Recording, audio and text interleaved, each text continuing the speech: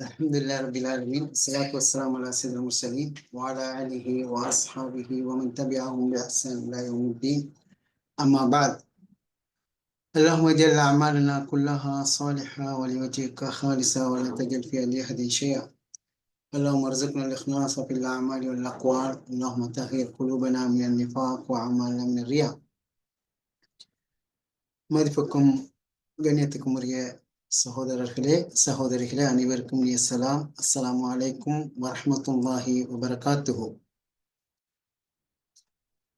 இன்றைய நாட்களை எடுத்துக்கொண்டால் ஒவ்வொரு மனிதனும் ஏதோ ஒரு கவலையில், ஏதோ ஒரு பிரச்சனையில் மன அமைதி இழந்து, சந்தோஷம் இழந்து வாழ்ந்து கொண்டிருக்கிறார்கள்.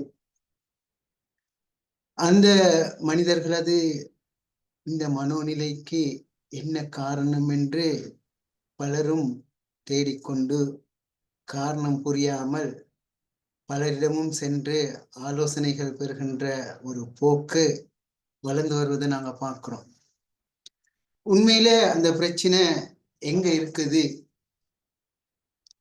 வெளிக்காரணிகளில் இருக்குதா அல்லது உள்காரணிகள், உள்ளார்ந்த காரணிகளா என்று தேடி பார்க்கின்ற பொழுது ஒரு பொதுவாக ஒரு ஆன்மீக வறுமை ஒன்று எங்களுக்கு மத்தியில பரவலாக காணப்படுவதை நாங்க பார்க்கலாம். நாங்க சென்ற வாரத்துக்கு முந்தைய வாரம் பேசின விடயம்தான் ரமலானுக்கு பின்னரான எமது செயற்பாடுகள் எவ்வாறு காணப்படுகிறது என்று நாங்கள் பார்த்தோம். அவ்வாறு நோக்கின்ற போது ரமலானுக்கு பின்னரான வாழ்க்கை, அதாவது ரமலானில் அதிகமாக குர்ஆன் ஓதினோம், நீண்ட நேரம் நின்று வணங்கினோம், அதிகமாக திக்ர் செய்தோம், நோன்பு இருந்தோம். இப்படி பல வகையான நற்காரியங்களில் ஈடுபட்ட நாங்கள் ரமலான் முடிந்ததன் பின்னால் எங்களுடைய செயற்பாடுகள் எவ்வாறு காணப்பட்டது என்று பார்க்கின்ற பொழுது, ஒரு பரவலாக பார்க்கின்ற பொழுது ஒரு கவலையான ஒரு நிலைமைதான் காணப்படுகிறது. காரணம், அந்த ரமலானுக்கு செஞ்ச அமல்கள் எங்கள்ல தொடர இல்லை.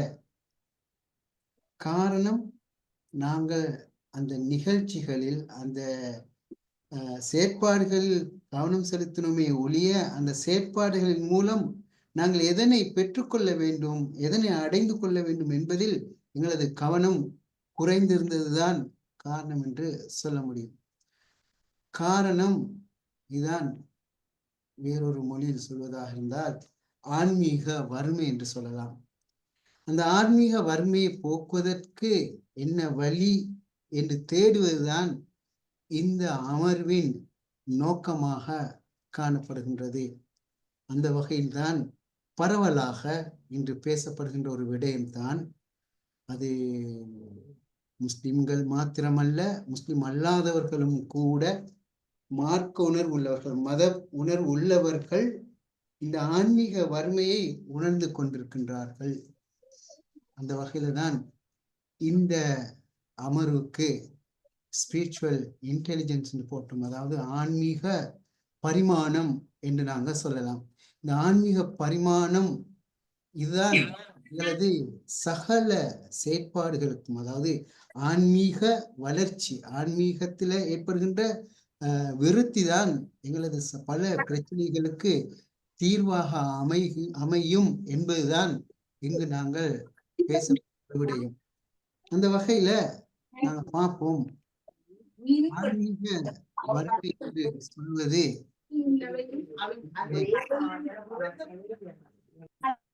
முதலாவது ஆன்மீகம் என்று சொல்கின்ற பொழுது அங்க இரண்டு சொற்கள் இருப்பதை நாங்க பார்க்கிறோம். ஆன்மீகம் என்று சொல்கின்ற பொழுது அங்கே ஆன்மா சக இகம். ஆன்மீகம் இகம். ஆன்மீகம் என்று சொல்வது மன நிறைவை குறிக்கும். ஆன்மீகம் என்று சொல்வது மன நிறைவை குறிக்கும். இகம் என்று சொல்வது இவ்வுலக வாழ்க்கையை குறிக்கும். அந்த வகையில் ஆன்மீகம் என்பது நமது வாழ்க்கையை ஆனந்தமாக கொண்டாடி மகிழும் கலையாகும்.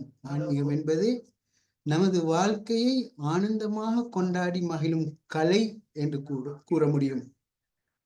ஆகவே மனநிறைவான வாழ்க்கை எப்படி வாழ்வது என்று தெரிந்து கொண்டு அதன்படி வாழ்வது, அதாவது எங்க மனநிறைவு இருக்குது, எங்க திருப்தி இருக்கிறது என்று தேடி அந்த முறைகளை, அந்த தேடிய விடயங்களை நடைமுறைப்படுத்தி வாழ்வதுதான் ஆன்மீக வாழ்க்கை அல்லது ஆன்மீகம் என்று சொல்லலாம்.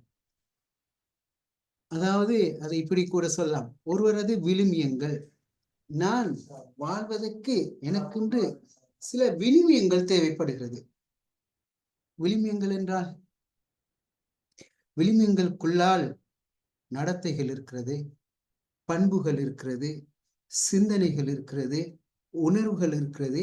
இது எல்லாத்தையும் சேர்த்த ஒரு விஷயம்தான் இந்த விழுமியம் என்று சொல்வது. அப்ப ஒவ்வொரு தனி மனிதனும் மகிழ்ச்சியாக வாழ்வதற்கு, சந்தோஷமாக வாழ்வதற்கு அவனுக்கென்று சில தனித்துவமான பெருமானங்கள், வெல்யூஸ் தேவைப்படுகிறது. அதே போல அவனுக்கென்று சில மதிப்புகள் இருக்கணும். இப்படி இப்படி இப்படி இப்படித்தான் இருக்க வேண்டும் என்று சில என்ன சொல்லலாம், அந்த பெருமானங்களோடு சில மதிப்புகள், மதிப்பீடுகள். இந்த விடயத்தை வைத்துதான் என்னுடைய லட்சியத்தை, என்னுடைய வாழ்க்கையை, எனது ஒரு வளர்ச்சியை நான் மட்டிடப் போகிறேன் என்று சில மதிப்புகள் அவனிடம் காணப்பட வேண்டும். அதே போன்று அவருக்கென்று ஒரு லட்சியம் இருக்கணும். அவருக்கென்று ஒரு லட்சியம் இருக்க வேண்டும். அந்த லட்சியத்தை அடைகிறதுக்கு எப்படி அந்த லட்சியத்தை நான் அடைய போகிறேன் என்று அதற்கான ஒரு அப்ரோச், அணுகுமுறை ஒன்று இருக்கணும். இந்த அத்தனையும் கொண்டு, அதாவது இதைத்தான் நாங்கள் சொல்றோம், ஒருவரது விழுமியங்கள், அவர் பெற்றிருக்கும் மதிப்புகள், அவர் அடைய நினைக்கும் உயர்ந்த லட்சியம், இலக்கை அடைவதற்கான அணுகுமுறை, இவற்றை ஆக்கப்பூர்வமாக வாழ்வதற்கு தினமும் பயன்படுத்துகின்ற திறன்கள், ஆன்மீக துறையை வளர்ப்பதற்கான திறன்கள், ஸ்கில்ஸ்கள் என்று நாங்க சொல்ல முடியும். இப்ப இதுதான் ஆன்மீகம் நாங்க சொல்றோம். இங்க ஆன்மீக வறுமை என்று சொல்கின்ற பொழுது இந்த எல்லா பகுதிகளிலையும் ஏற்படுகின்ற குறைபாடுகள், என்னுடைய விழுமியத்தில் ஏற்படுகின்ற குறைபாடுகள், நான் ஒரு செயலை மதிப்பிடுவதற்காக இருக்கின்ற அந்த மதிப்பீடுகளில் இருக்கின்ற குறைபாடுகள், என்ற லட்சியத்தில் இருக்கின்ற குறைபாடு, அந்த லட்சியத்தை அடைவதற்கு நான் அணுகின்ற மெத்தட், முறைமையில் இருக்கிற குறைபாடு, இதெல்லாம் தான் நாங்க இங்க ஆன்மீக வறுமை என்று நாங்க சொல்றோம். இந்த ஆன்மீகத்தை அல் குர்ஆன் ரூஹ் என்ற சொல்ல பயன்படுத்துவதை நாங்க பார்க்கலாம். ரூஹ் என்ற சொல்லின் மூலம் ஆன்மீகத்தை அல்லாஹ் தஆலா வழங்கப்படுத்துகின்றார். ரூஹ் என்பது மனிதனை ஏனைய படைப்புகளை விட்டும் வேறுபடுத்தக்கூடிய ஒரு காரணி. மனுஷனுக்கும் அடுத்த படைப்பினங்களுக்கும் இடையில இருக்கிற வித்தியாசம் இந்த ரூஹ். அல் குர்ஆன் மனிதனில் மாத்திரமே ஏற்பது. அல்லாஹ் தஆலா மனிதனில் மாத்திரம்தான் இந்த ரூஹை வனஃபக்து ஃபீஹி மின் ரூஹி என்று அல்லாஹ் தஆலா குறிப்பிடுவதை நாங்க பார்க்கிறோம். அதே போன்று இந்த ரூஹ கலாநிதி அத்னான் இப்ராஹிம் அவர்கள் கூறும்போது, தனது இருப்பை அறிவதும் அதற்கான நோக்கத்தை தேடுவதும் எதிர்காலம் பற்றி சிந்திப்பதும் மனிதர்கள் மட்டும்தான். ஏனைய படைப்புகள் இவ்வாறு செயலாற்றுவதில்லை. இது ரூஹ் ஊதப்பட்டதனால மனிதன்ல ஏற்பட்ட விளைவு என்று அவர் கூறுகிறார். அதே போலதான் ரூஹ் என்பது மனிதன்ல இருக்கின்ற ஒரு உள்ளார்ந்த சக்தியாக குர்ஆன் கூறுவதை நாங்க பார்க்கிறோம். மனுஷனுக்குள்ளால இருக்க ஒரு சக்தி தான் ரூஹ். அல்லாஹ்வே மனிதனில் அதனை வைத்திருக்கிறான். மனிதனை இயக்குகின்ற சக்தி இதுதான். அவனை முன்னோக்கி உந்தி தள்ளுகின்ற உள்ளார்ந்த பலமும் இதுதான். எனவே நாங்க ஏன் சொல்றோம் ஆன்மீக வறுமைன்னு சொல்றது, இந்த ஆன்மீகம் என்று சொல்கின்ற பொழுது இந்த பரந்த கண்ணோட்டத்துல நாங்க பார்க்கின்ற பொழுது அந்த வறுமையை நாங்க அடையாளம் காணக்கூடியதாக இருக்கும். அந்த வகையில தான் இந்த ஆன்மீக வறுமை இல்லாதவர்கள், அல்லது என்னிடம் ஆன்மீக வறுமை இருக்கிறது என்று நான் எவ்வாறு அடையாளம் காண்பது? அல்லாஹு தாலா குர்ஆன்ல கூறுகின்றான், இன்ன அவுலியா அல்லாஹ் அலா இன்ன அவுலியா அல்லாஹ். அல்லாஹ்வின் நேசர்கள் அறிந்து கொள்ளுங்கள், அல்லாஹ்வின் நேசர்கள் அவர்களுக்கு பயம் இருக்க மாட்டாது, கவலை இருக்க மாட்டாது. இந்த ஆன்மீக வறுமை இல்லாதவர்கள், ஆன்மீகத்தில் ஒரு விருத்தி கண்டவர்கள், ஒரு டெவலப்மெண்ட்டை கண்டவர்கள், அவர்கள் மகிழ்ச்சிகரமாக வாழக்கூடியவர்களாக இருப்பார்கள், சந்தோஷமாக வாழக்கூடியவர்களாக இருப்பார்கள், மன அமைதியோடு வாழக்கூடியவர்களாக இருப்பார்கள். அவர்களுக்கு பயம், கவலை இவை இருக்க மாட்டாது என்று அல்லாஹு தாலா அல் குர்ஆனிலே சூரா யூனுஸ்ல கூறுவதை நாங்க பார்க்கிறோம். அப்படி என்றால் நான் ஆன்மீக ரீதியாக ஒரு உயர்ந்த நிலையில் இருக்கிறேன், ஒரு சிறந்த நிலையில் இருக்கிறேன் என்றால் எப்படி நாங்கள் அடையாளம் காண முடியும் என்றால், நான் சந்தோஷமாக வாழக்கூடியவனாக இருப்பேன், மன அமைதியோடு வாழக்கூடியவனாக இருப்பேன், எதிர்பார்ப்புகளோடு பல நம்பிக்கையோடு நான் வாழ்க்கையை முன்னெடுத்து செல்லக்கூடியவனாக இருப்பேன். அவ்வாறு இந்த பகுதியில என்னிடம் கவலைகள் இருக்கிறது, பல கவலைகள், பலவிதமான கவலைகள். கவலை என்று சொல்லும் பொழுது எங்களிடத்தில் இன்னொரு வகையில சொன்ன திருப்தியற்ற நிலைமை. ரைட்? வசதி படைத்தவர்களுக்கு கவலை, வசதி இல்லாதவர்களுக்கு கவலை, சிறப்பாக ஆரோக்கியமா இருக்கிறவர்களுக்கு கவலை, நோயோடு இருக்கிறவர்களுக்கும் கவலை, உயர்ந்தவர்களுக்கும் கவலை, உயரம் குறைந்தவர்களுக்கும் கவலை, கொளுத்தவர்களுக்கும் கவலை, மெலிந்தவர்களுக்கும் கவலை, பல வகையான கவலைகளோடு உறவினர்கள்ல திருப்தி இல்லை, நண்பர்கள்ல திருப்தி இல்லை, தொழில்ல திருப்தி இல்லை, வருமானத்துல திருப்தி இல்லை, இப்படி எத்தனையோ வகையான கவலைகளை நாங்கள் அனுபவித்துக் கொண்டிருக்கின்றோம். ஒரு திருப்தியற்ற நிலைமையில் வாழ்ந்து கொண்டிருக்கிறோம் என்றால் அதற்கான காரணம் எங்களிடத்தில் காணப்படுகின்ற இந்த ஆன்மீக வறுமை என்று கூற முடியும். இப்ப யாரு அல்லாஹ்வுடைய நேசர்கள் என்று சொல்கின்ற பொழுது சொல்லுங்க, லா ஹவுஃபுன் அலைஹிம் வலா ஹும் யஹ்சனூன். இறை நேசர்கள், அல்லாஹ்வுக்கு மிகவும் நெருக்கமானவர்கள், அவர்களுக்கு பயம் இருக்க மாட்டாது, கவலை இருக்க மாட்டாது என்று சொல்வார்கள். இதுதான் ஸல்லல்லாஹு அலைஹி வஸல்லம் ஒரு முறை சொன்னாங்க, லைஸல் கினா, அதாவது செல்வம் என்று சொல்வது பெரும் சொத்துக்களும் பணமும் உள்ளவர்கள் அல்ல, வலக்கின் கினா கினா நஃப்ஸ்ன்னு சொல்லுவாங்க. மாற்றமாக செல்வம் என்று சொல்வது உள்ளத்தில் ஏற்படுகின்ற செல்வம், உள்ளத்தில் ஏற்படுகின்ற திருப்தி, மன நிறைவு என்று ஸல்லல்லாஹு அலைஹி வஸல்லம் அவங்க சொன்னாங்க. இப்ப இங்க பார்க்கின்ற பொழுது ஒரு மனிதன் சந்தோஷம் என்று சொல்றது, மன அமைதி என்று சொல்வது அவனுடைய நிறைவான மனநிலையில காணப்படுகிறது.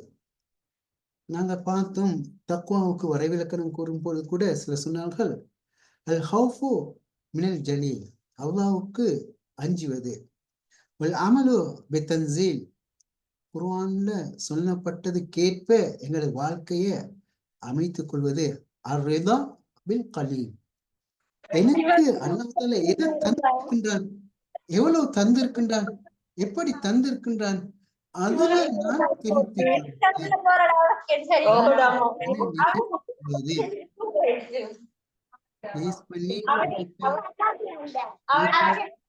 பண்ணிக்கோங்க.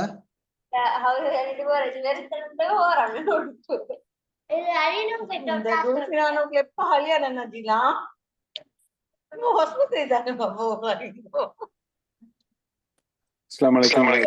ஜாஹி நீங்க மியூட் பண்ணிக்கோங்க. உங்களுக்கு ஜாஹி வந்து மியூட் பண்ணுங்க உங்களோட மைக்க, நீங்க பேசுறதெல்லாம் கேக்குதுங்க.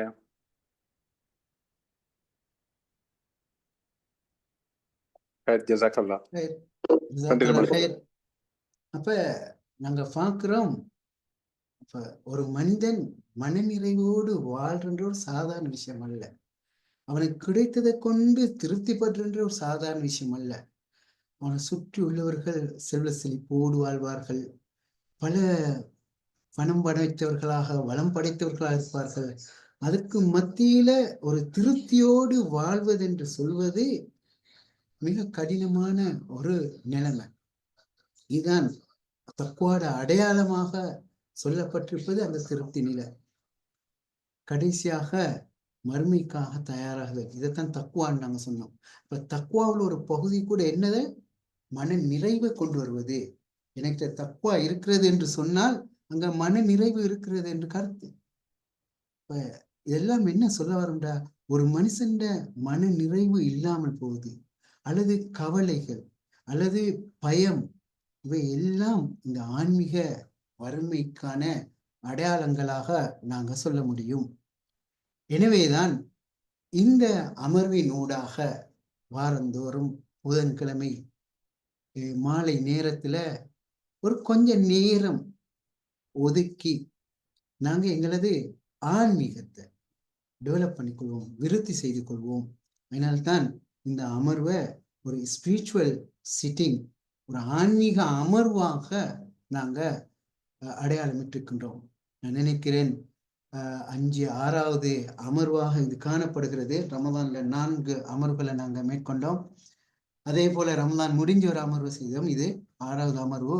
இந்த அமர்வு உண்மையிலேயே ஒரு ஆன்மீக அமர்வாக, எங்களது ஆன்மீக வறுமையை போக்கக்கூடிய அமர்வாக, உள்ளத்துக்கு அமைதியை கொண்டு வரக்கூடிய அமர்வாக, உள்ளத்துக்கு மகிழ்ச்சியை தரக்கூடிய அமர்வாக, எங்களது கவலைகளை, களைப்புகளை, கண்ணீர்களை மறந்து ஒரு சிறந்த ஒரு நிலைப்பாட்டை, மனோநிலையை கொண்டு வருவதற்கான ஒரு அமர்வாகத்தான் இந்த அமர்வை நாங்க மேற்கொள்வதற்கு விரும்புகின்றோம். அந்த வகையில இந்த அமர்வின் ஊடாக ஒவ்வொரு வாரமும் எங்களது ஆன்மீகத்தை டெவலப் பண்ணி கொள்வதற்கு, எங்களோட ஆன்மீகத்தை பலப்படுத்திக் கொள்வதற்கான வழிகளை கண்டறிந்து அதை நடைமுறைப்படுத்துவதை நோக்கமாக கொண்டிருக்கின்றோம்.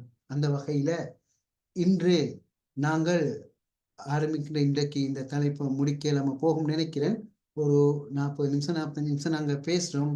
அதுலதான் பார்த்தோம், எங்களிடம் எல்லோரிடமும் ஆன்மீக வறுமை ஒன்று இருக்கிறது என்பதை நாங்க விளங்கிக் கொள்வோம்.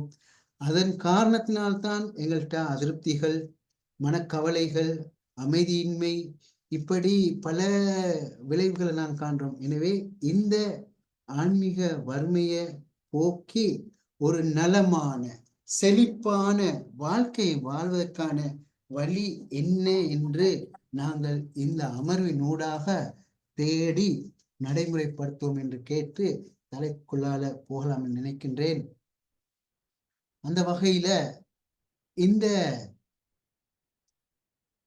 அமர்வின் ஊடாக முதலாவது, நாங்க செழிப்பாக வாழ வேண்டுமாக இருந்தால், சந்தோஷமாக வாழ வேண்டுமாக இருந்தால், ஆன்மீகத்துல விருத்தி அடைய வேண்டுமாக இருந்தால், முதலாவது இந்த 5 விடயங்கள்ல 5 கீ, இதுக்கான 5 கீயாக, அதாவது பிரதான பிலர், தூணாக சொல்லக்கூடிய ஒரு விஷயம்தான் இந்த 5 விடயங்களும்.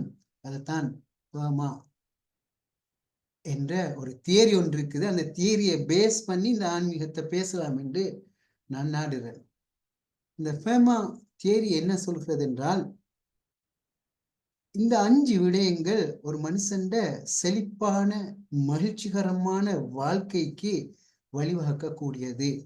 அதுல முதலாவது பாசிட்டிவ் எமோஷன்ஸ், நேர்மறையான மனவெளிச்சி என்று நாங்கள் நேரடியாக மொழிபெயர்க்க முடியும். இது ஒன்று. அடுத்ததாக என்கேஜ்மெண்ட், நான் 24 மணித்தியாலங்களும் நன்காக திட்டமிடப்பட்டு அது பயன்படுத்தப்பட வேண்டும். எந்த அளவுக்கு என்றால், இமாம் இப்னுல் கையிம் அல் ஜௌசி அவர்கள் சொல்வார்கள், மஃபாத்திஹு தஹதீபுல் நுபூஸ், உள்ளத்தை பண்படுத்துவதற்கான வழிகளாக சொல்கின்ற போது முதலாவது சொல்வார் என்கேஜ்மெண்ட்ல பொறுத்தவரையில லஹலாத் லஹலாத் ஒவ்வொரு வினாடியையும் நான் திட்டமிட வேண்டும். ஒவ்வொரு வினாடியையும் நான் திட்டமிட வேண்டும் என்று சொல்வார். நாங்கள் அதை விரிவாக பார்ப்போம். பார்க்கும்போது ஒவ்வொரு விடயமாக நாங்க பார்ப்போம். முதலாவது ஒரு நேர்மறையான மனவெளிச்சியை நான் கொண்டு வர்றது. அடுத்தது ஈடுபாடு. என்ன எப்படி நான் 24 மணித்தியாலத்தையும் திட்டமிட்டு ஈடுபடுத்திக் கொள்வது என்று சொல்வது இரண்டாவது விடயம். மூன்றாவது விடயம் ரிலேஷன்ஷிப். மிக முக்கியமான ஒரு விடயம். ஒரு மனுஷன் செழிப்பான வாழ்க்கைக்கு, மகிழ்ச்சிகரமான வாழ்க்கைக்கு வழிவகுக்கக்கூடிய ஒரு பிரதான அம்சம்தான் உறவுகள். தன்னை சுற்றி இருக்கின்ற உறவுகள் யாரு? எவ்வாறான மனிதர்களோடு நான் உறவு பாராட்டி கொண்டிருக்கின்றேன்? சில போது பெற்ற தாயை விட, கட்டின மனைவியை விட, பிள்ளைகளை விட யாரோ ஒருவர் எனக்கு சிறந்த உறவாக நான் அமைச்சிருப்பேன். பெற்ற தாயை ஓரங்கட்டி இருப்பேன், உறவுகளை நான் தூரமாக்கி இருப்பேன். ஏன் எல்லாத்திற்கும் நான் ஒரு புதிய ரிலேஷன்ஷிப். இப்ப ட்ரெண்ட் அப்படிதான் போகுது. அப்ப என்ன சுத்தி இருக்கின்ற உறவுகள் ஆரோக்கியமான உறவுகளா, நல்ல உறவுகளா, ஏண்ட வாழ்க்கைய செப்பனிடக்கூடிய, செழிப்பாக்கக்கூடிய உறவுகளா என்பது இந்த பகுதியில நாங்க பார்க்க போற அடுத்த விஷயம். மூன்றாவது விடயம், ஏண்ட வாழ்க்கை ஒரு அர்த்தமுள்ள வாழ்க்கையாக, ஒரு பிரயோசனமுள்ள வாழ்க்கையாக, நான் பிறந்த நோக்கத்தை அடையக்கூடிய வாழ்க்கையாக, நான் எதற்காக பிறந்தேன், எந்த நோக்கத்துக்காக பிறந்தேனோ அந்த நோக்கத்தை நிறைவேற்றக்கூடிய வாழ்க்கையாக என் வாழ்க்கையை அமைத்துக் கொள்வதுதான் இந்த நான்காவது பகுதி. ஐந்தாவது, என் வாழ்க்கையில எனக்கென்று சில குறிக்கோள்கள் இருக்க வேண்டும், எனக்கென்று இலட்சியங்கள் இருக்க வேண்டும், நான் சாதிக்க வேண்டும் என்று சில அம்சங்கள் இருக்க வேண்டும். பிறந்தோம், வளர்ந்தோம், இறந்தோம் என்று இருக்கக்கூடாது. பொழுது விடுகிறது, எழும்புகிறோம், சாப்பிடுறோம், தொழில் செய்கிறோம், திருப்ப களைப்பாகிறோம், களைப்பாறுகிறோம், தூங்குறோம், எழும்புறோம். இப்படி எந்த விதமான விருத்தியும் இல்லாமல், எந்த விதமான லட்சியமும் இல்லாமல் ஒரு போக்குல என் வாழ்க்கை இருக்குமா இருந்தால் இந்த சகல விதமான வறுமைகளையும் கஷ்டங்களையும் நான் சந்திக்கக்கூடியவனாக இருப்பேன். அந்த வகையில தான் நாங்க பார்க்கிறோம் இந்த 5 கீஸ் அல்லது 5 பில்லர்ஸ் என்ற ஆன்மீகத்தை டெவலப் பண்றதுக்கு அல்லது செழிப்பாக வாழ்வதற்கு இந்த 5 விடயத்திலையும் கவனம் செலுத்த வேண்டும் என்று நாங்கள் குறிப்பிடுகின்றோம். அந்த வகையில நாங்க முதலாவது பார்ப்போம், பாசிட்டிவ் எமோஷன்ஸ் என்னது?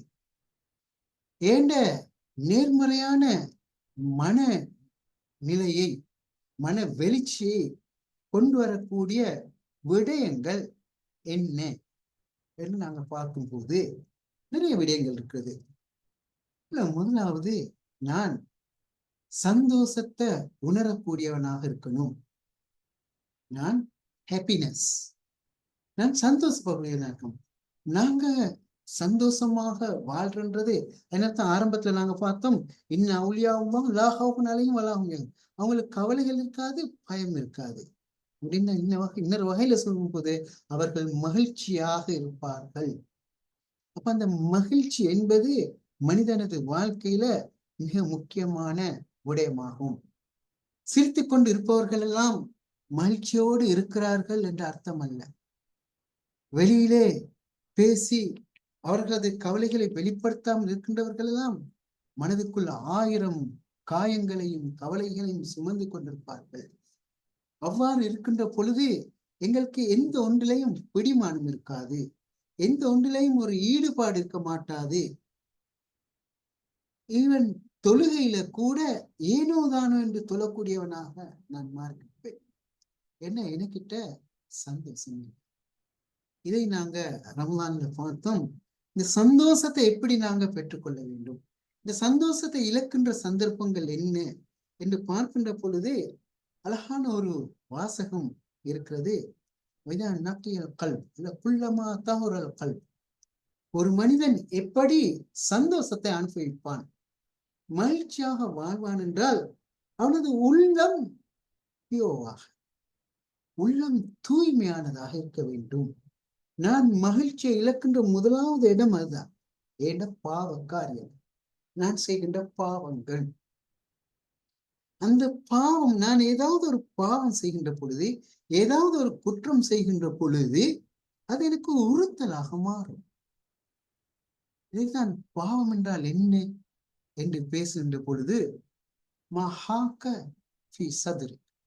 உள்ளத்துல ஏற்படுகின்ற உறுத்தல். ஒரு செயலை செய்கின்ற பொழுது உள்ளத்துல உறுத்தல் ஒன்று வரும். இப்படி அந்த உறுத்தல் எனக்கு ஒரு வகையான குற்ற உணர்ச்சி ஏற்படுத்தும், கவலை ஏற்படுத்தும். அந்த திரும்ப திரும்ப அந்த செயல்கள் மீட்டப்படுகின்ற பொழுது, தவறுகள் குற்றங்கள் மீட்டப்படுகின்ற பொழுது நான் ஹாப்பினஸ், அந்த சந்தோஷத்தை இழந்து விடுவேன். எனவே தான் அந்த வாசகம் என்ன சொல்கின்றது, உள்ளமா தஹுரல் கல்ப், உள்ளம் தூய்மை அடைகின்ற பொழுது, நான் செய்கின்ற குற்ற செயல்களிலிருந்து நான் விடுபடுகின்ற பொழுது, என்ற பாவங்களிலிருந்து நான் பிராயச்சித்தம் தேடி என் உள்ளத்தை சுத்தமாக்குகின்ற பொழுது நான் என்ன செய்வேன்டா, எனது உள்ளம் மிருதுவாகி விடுகிறது, எனது உள்ளம் சாஃப்ட் ஆகிவிடும். அப்ப என் உள்ளம் பாவ செயல்களின் காரணத்துல ஒரு கடுமையான போக்க பெற்றிருக்கும், வறண்டு போய்விடும். எனவேதான் அனஸ் இப்னு மாலிக் ரலியல்லாஹு அன்ஹு அவங்க சொல்லுவாங்க, இந்த உள்ளத்துல ஏற்படுகின்ற உறுத்தல் தானே பாவம்னு நாங்க சொல்றோம். அப்ப அது ஆளுக்கால் வித்தியாசமாகும். உதாரணத்துக்கு எல்லாரும் சற்று சிந்தித்து பாருங்க, நான் இன்னைக்கு தஹஜ்ஜுத் தொலை இல்லை என்று சொல்றது எனக்கு ஒரு உறுத்தலா இருக்கிறதா? நான் இன்னைக்கு குர்ஆன் ஓதல்ல, வலிமையாக 5 பக்கம் ஓதி வாரன், இன்னைக்கு ஓதல்ல, இது உறுத்தலாக மாறுகிறதா? அல்லது எனக்கு சுபகு ஜமாத்து கிடைக்கல, இது எனக்கு உறுத்தலாக மாறுக்கா? இல்ல சில வேளை சுபகே தொழுதிருக்க மாட்டார், சுபகு தவறி போயிருக்கும், ஆனா அவருக்கு உறுத்தல் இருக்காது. அடுத்தவங்களோட மனசை நோகடிச்சிருப்பாரு, உறுத்தல் இருக்காது. அடுத்தவங்களோட அவருக்கு உரிமை இல்லாத விஷயங்களை அனுபவிச்சிருப்பார், உறுத்தல் இல்லாம. இதனால்தான் அனஸ் இப்னு மாலிக் சொல்வாரு, ஒரு விசுவாசியை பொறுத்தவரையில் அவர் பாவத்தை எப்படி பார்ப்பார்னா, ஒரு பெரிய ஒரு மலை அடிவாரத்துல அவர் இருக்கிறாரு, மலை உச்சியில ஒரு பாறாங்கல் இருக்கிறது, இப்ப விழுமோ என்று அந்த அந்த உணர்வு இருக்கிறதே. பெரிய ஒரு மலை இருக்கிறது, மலை அடிவாரத்துல இருக்கிற ஒரு மனிதன், மலை உச்சியில் ஒரு பெரிய ஒரு பாறாங்கல் இருக்கிறது, இப்ப எப்படி இருக்கும் அந்த அவருடைய ஃபீலிங்? இதுதான் ஒரு விசுவாசியை பொறுத்தவரையில பாவத்துக்கு முன்னால் இருக்கிற மனோநிலை. அவர் சொல்வார், ஒரு பாவியை பொறுத்தவரையில அவருடைய முகத்துக்கு முன்னால பறக்கிற கொசுவை போலத்தான் அவர் செய்கின்ற பாவங்கள். அவருக்கு ஒரு பெரிய ஒரு பொருட்டு இல்லை. உம்மாவை தூக்கி எரிஞ்சிருப்பார், உம்மாவை கண்ணீர் விழ வச்சிருப்பார், கதிரி அல வச்சிருப்பார், அவருக்கு அது உறுத்தல் இல்லை. அந்த உம்மாவுல பல குறையை தேடிட்டு இருப்பார். உம்மா அப்படி செஞ்சாங்க, உம்மா இப்படி செஞ்சாங்க, உம்மா அப்படி செஞ்சாங்கன்னு உம்மால குறை தேடிட்டு இருப்பாங்களே ஒழிய அவருக்கு எந்த உறுத்தலும். இந்த இடத்துல ஒரு விஷயத்த சுட்டி காட்டலாம் நினைக்கிறேன். பெற்ற தாயுடைய விஷயத்துல நாங்க தொடர்ந்து பார்க்கலாம். பெற்ற தாயுடைய விஷயத்துல, ஏன் பெற்ற தாய் எனக்கு நீதியாக நடந்தாங்க, என்னோட நேர்மையாக நடந்தாங்க, என்னோட சரியா இருந்தாங்க நீங்க தேடாதீங்க.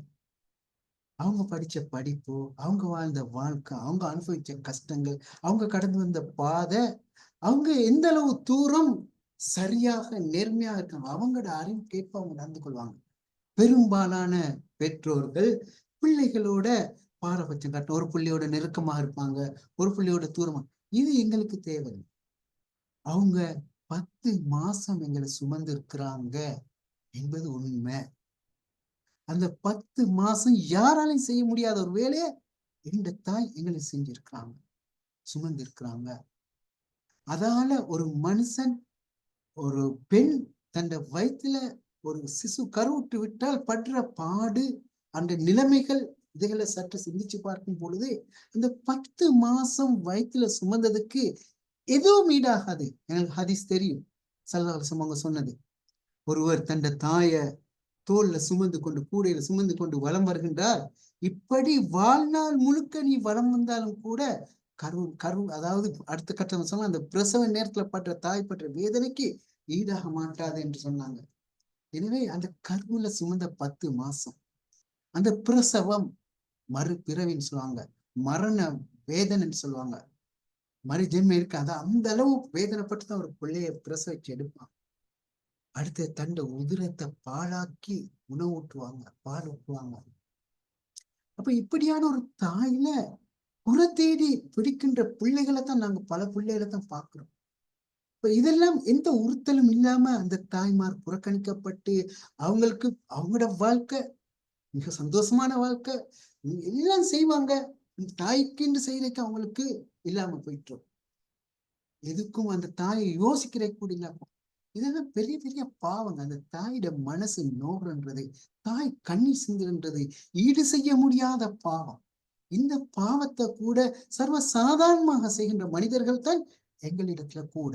இப்படி எத்தனையோ பாவங்களை செஞ்சு செஞ்சு பாவங்களுக்கு மேல செஞ்சு எங்கள்கிட்ட அந்த உறுத்தல் என்பது சர்வ சாதாரண ஒரு விஷயம், அதாவது இல்லாம போயிட்டு எந்த பாவத்தையும் சர்வ சாதாரண. இப்ப எப்படி எங்களுக்கு ஆன்மீகத்தை டெவலப் பண்றது, இப்ப எப்படி எங்களுக்கு நாங்க சந்தோஷத்தை கொண்டு வர்றது? இந்த இடத்துலதான், அந்த இடத்துல இந்த உள்ளம் இந்த பாவங்கள்ல இருந்தெல்லாம் விடுபட்டு தூய்மையாகின்ற பொழுதுதான் சந்தோஷத்தை உணரும். இது ஒரு விடயம். இதே மாதிரிதான் இந்த இடத்துல இருக்குது. அதாவது களிப்பாக கழிக்கிறது, அன்பு வைக்கிறது, நன்றி உணர்வு, மன அமைதி, இப்படி எத்தனையோ விடயங்கள் இருக்குது. இந்த பாசிட்டிவ் எமோஷன்ஸ்ல போட்டு வருவதற்கான வழிமுறைகள். அப்ப நாங்க ஆன்மீகத்தை டெவலப் பண்ண வேண்டுமாக இருந்தால், நாங்கள் மகிழ்ச்சிகரமாக வாழ வேண்டுமாக இருந்தால், முதலாவது நேர்மறையான மன வெளிச்சியை கொண்டு வருவதற்காக முயற்சி செய்ய வேண்டும். நேர்மறையான மன வெளிச்சியை கொண்டு வருவதற்கு நாங்க மகிழ்ச்சி, அன்பு, நன்றியுணர்வு, மன அமைதி, இப்படி எத்தனையோ விடயங்கள் இருக்கிறது. இந்த விடயங்கள்ல கவனம் செலுத்தி அந்த நேர்மறையான மன வெளிச்சியை கொண்டு வரணும். நேர்மறையான மன உணர்வுகளை கொண்டு வரணும். அந்த மன உணர்வுகளை கொண்டு வருவதன் மூலம்தான் நாங்க செழிப்பான ஒரு ஆன்மீக விருத்தியை நோக்கி பயணப்பட முடியும் என்று நினைக்கிறேன். எனவே நான் நினைக்கிறேன் 40 நிமிஷமாக பேசுகின்றோம். இதோட போதும் நினைக்க இந்த இடத்துல இருந்து நாங்க வாரக்கிழமை இந்த அமர்வுல தொடரலாம் என்று நினைச்சு நான் நினைக்க இந்த இடத்தோட நிறுத்தி கொள்ளலாம் என்று. இன்ஷா அல்லாஹ் பாசிட்டிவ் எமோஷன்ஸ்க்கான பல விஷயங்களை தான் நீங்க நான் காட்சிப்படுத்தி இருக்கிறேன். அதுல நான் சொன்னதுல இந்த குல்லமா தஹுர கல்ப், உள்ளம் தூய்மை பெறுகின்ற பொழுது ரக்கா என்று சொன்னோம். அதை நான் பார்த்தது. அந்த இடத்துல இருந்து இன்ஷா அல்லாஹ் வார வாரம் இன்னொரு சந்திப்புல இதை தொடர்ந்து பேசலாம் என்று நினைத்து முடித்துக் கொள்கின்றேன். வாஹிரு தஅவானா அல்ஹம்துலில்லாஹி ரப்பில் ஆலமீன். அஸ்ஸலாமு அலைக்கும் வரஹ்மத்துல்லாஹி வபரகாத்துஹு. இது ஒரு 4 சிட்டிங்காவது இந்த தலைப்பு போகும். போன பிறகு நாங்க அதை டெவலப் பண்றதுக்கான, இப்ப நான் வெறுமனே தியரி பேசாம நாங்க இதுகளை கொண்டு வருவதற்கான எக்ஷன்ஸ்களையும் நாங்க வாரக்கிழமையிலும் சொல்லும். இதை கொண்டு வருவதற்கு என்ன எக்ஷன் செய்யலாம். உதாரணத்துக்கு இன்று இதுவரையும் பேசப்பட்ட விடயத்திலிருந்து ஒரு மகிழ்ச்சியான மனோநிலைமையை கொண்டு வருவதற்கு நாங்க என்ன செய்யலாம்? இது ஆக முக்கியமான விஷயம். அதுல ஆக முக்கியமாக பாருங்க, ஒரு ஆக்டிவிட்டியை நாங்க செஞ்சுட்டு வருவோம். எல்லாரும் குடும்பத்துல, உங்களோட குடும்பத்துள்ளுக்கு இருக்கிற உறவுகள், அந்த உறவுகளை ஒரு முறை அன்பாக பாருங்க. நபி ஸல்லல்லாஹு அலைஹி வஸல்லம் அவங்க சொன்னாங்க, மன் நஸர இலா வஜி அஹீஹி நஸரத்துல் வுத்தி கஃபரல்லாஹு லஹு துனூபஹு. யார் ஒருவர் தனது சகோதரனை அன்பாக பார்க்கின்றார்களோ அவர்களுடைய பாவங்களை எல்லாம் அல்லாஹ் தஆலா மன்னிக்கிறான். ஒரு ஆக்டிவிட்டி, ஹாப்பினஸ்.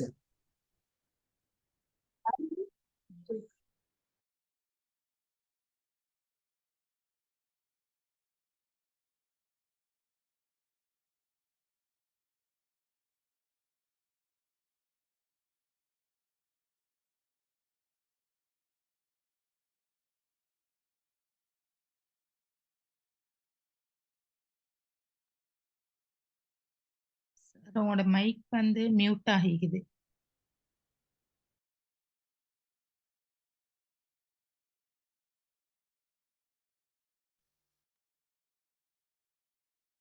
உங்களோட மைக்கை அன்மியூட் பண்ணுங்க. அஸ்ஸலாமு அலைக்கும் ஷேக், நீங்க மியூட்டாக இருக்கிறீங்க, உங்களோட பேசுறது கேட்குது இல்லை. அபுல் கலாம் ஷேக். ஓ சரியா? Okay right. ஓகே, கடைசியா சொன்னது விலங்குலையா இருக்குமே. நாங்க ஒரு ப்ராக்டிஸ் ஒன்று செஞ்சுட்டு வரோம்னு நான் சொன்னேன். ஹலோ, கேக்குதா? ஓ எஸ் கேட்குது ஷேக்.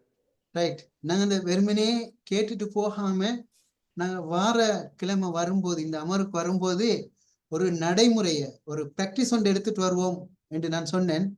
அந்த வகையில எங்களை சுற்றி இருக்க உறவுகள், அது மனைவியாக இருக்கலாம், அல்லது தாயாக இருக்கலாம், பிள்ளையாக இருக்கலாம், உடன்பிறப்புகளாக இருக்கலாம், அவர்களை ஒரு குறிப்பிட்ட நேரம் இருந்து மன அமைதியோட அன்பாக பார்த்து விட்டு வருவோம். அந்த அன்பாக பார்க்கும் பொழுது என் மனசுல என்ன உணர்வுகள் வருகிறது என்பதை நாங்க குறிச்சு கொள்வோம். நான் என் தாயை கொஞ்ச நேரம் இருந்து அவங்கள அன்பா பார்ப்போம். அன்பா பார்க்கின்ற பொழுது என் உணர்வு எப்படி இருக்கிறது? என் மனைவியை கொஞ்சம் அன்பாக பார்ப்போம். ரைட். சில போது மனைவியை கூட அன்பாக பார்க்க எங்கள பலருக்கு நேரம் இல்லை. எனவே கொஞ்சம் டைம் எடுத்து ஒரு அன்போட நாங்க நோக்குவோம். நோக்கும் போது எங்களோட ஃபீலிங்ஸ் என்ன ஆகுது? எங்களோட பிள்ளைகளை, அது சின்னவர்களாக இருக்கலாம், வளர்ந்தவர்களாக இருக்கலாம், அவங்கள கொஞ்சம் அன்பாக பார்ப்போம். உடன் பிறப்புகளை கொஞ்சம் பார்ப்போம். இப்படி பலரை அன்பாக, நான் சொன்னேன் இது ஒரு இபாதத். மன் நதர இலா வஜஹி அஹிஹி நதரத்துல் உத்தி கஃபரல்லாஹு லஹு துனூபஹு. யாரு தனது சகோதரன் அன்பாக பார்க்கின்றார்களோ அவர்களது பாவங்களை எல்லாம் அல்லாஹ் தஆலா மன்னித்து விடுகின்றான். இப்ப இந்த ஆக்ஷன், அதாவது ஒரு ஹாப்பினஸை கொண்டு வருவதற்கு, ஒரு பாசிட்டிவ் எமோஷன்ஸை கொண்டு வருவதற்கான ஒரு சின்ன ஒரு ஆக்டிவிட்டி. இது மாதிரி இன்னும் பல ஆக்டிவிட்டிஸ் இருக்கு. நாங்க இதை கொஞ்சம் நடைமுறைப்படுத்திட்டு வருவோம். அதோட ஃபீலிங்ஸ் என்னன்றதை இப்ப நான் நினைக்கிறேன், அல்ஹம்துலில்லாஹ்னு ஒரு வாட்ஸ்அப் குரூப் ஒன்று கிரியேட் பண்ணியிருக்கிறாங்க. அந்த வாட்ஸ்அப் குரூப்ல நான் நினைக்கிறேன் அந்த அட்மினாக்கள் ஏற்பாடு செய்யுங்க, அவங்களோட ஃபீட்பேக்கை போடுறதுக்கு. அந்த ப்ராக்டிஸ் பண்ணி அந்த ஆக்டிவிட்டிஸை ப்ராக்டிஸ் பண்றது என்ன ஃபீல் பண்றீங்க என்பதை ஒரு பெரிய பெரிய பந்திகளாக போட்டுறாம உங்களோட ஃபீட்பேக்கை போடுங்க. அப்போ அதை கொஞ்சம் தொகுத்து கொண்டு வந்து நாங்கள் இன்ஷா அல்லாஹ் வார அமர்வுல மற்றும் ஒரு அமர்வுல சந்திப்போம் என்று கேட்டு விடைபெறுகின்றேன். ஜஸாக்குமுல்லாஹ் ஹைரா.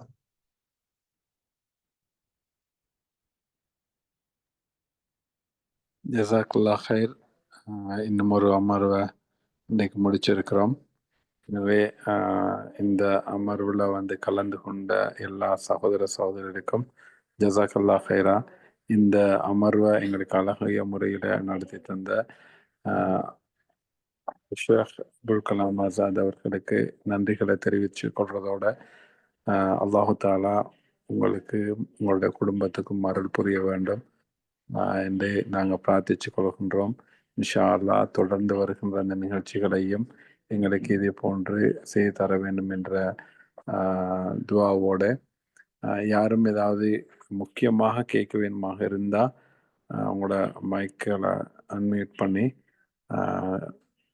கேட்கலாம். மிக முக்கியமான ஏதாவது விஷயம் இருந்தால். அப்படி இல்லாட்டி இன்ஷா அல்லாஹ் நாங்கள் துவாவோட இது நிகழ்ச்சியை முடிச்சுக்கொள்வோம்.